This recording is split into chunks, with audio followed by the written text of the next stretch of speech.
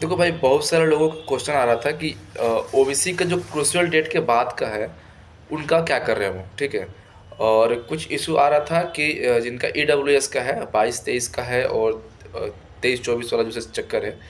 देखो भाई, एक्चुअली मेरा जो था वो था ओबीसी में मैं बिलोंग करता हूँ। तो मैं जो ओबीसी दिया था 2021 का दिया था, जो कि आर ऑफिसर का था।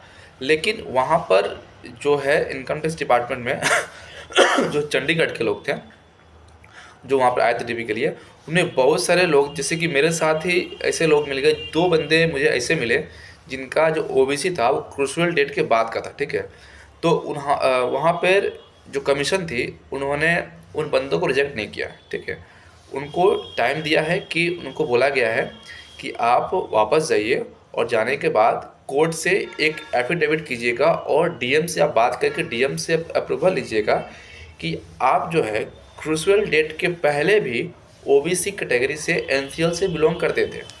तो ये हो गई ओबीसी वालों की प्रॉब्लम। और कहा था कि ये करने के बाद आप उस जो ओरिजिनल डॉक्यूमेंट आपका होगा उसको स्पीड पोस्ट से उस एड्रेस पे मेल करने के लिए बोला गया था।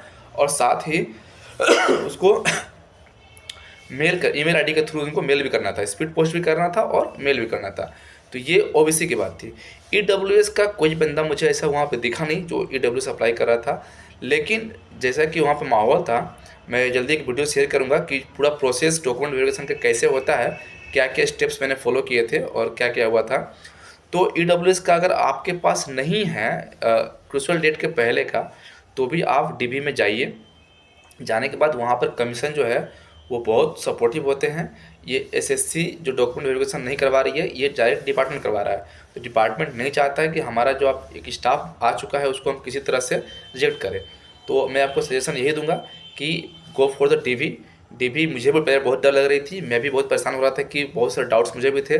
लेकिन डीवी के बाद मेरे सारे डाउट्स क्लियर हो गए हैं। तो मैं आपको भी रिकमेंड करूँगा कि आप डीवी में जाइए। चाहे आप ओबीसी से बिलोंग करते हैं, जनरल से बिलोंग करते हैं, आपका कुछ भी इशू है तो आप डीबी में जाइए, डरिए मत। इसमें डरने की कोई बात नहीं है। मैं ये बात बोल रहा हूँ, लेकिन मुझे भी पहले डर लग रही थी, ठीक है। लेकिन ओबीसी का आपका क्रूशियल डेट के बाद भी है तो भी आप जाइए, कोई इशू नहीं होगा। अगर आर ऑफिसर का है, सेंट्रल के फॉर्मेट में है, तो कोई आपको इशू नहीं होगा। ईडब्ल्यूएस का भी मैं बोल रहा हूँ कि आप वहाँ पे जाइए, आपको वो टाइम देंगे कि आपको भी हो सकता है कि ये कहे कि आप एफिडेविट बनवा के लाइए कोर्ट से, या फिर आप डीएम से साइन करवाने के लाने के लिए आओ। तो मैं आपको रिकमेंड यही करूँगा कि please go for the TV.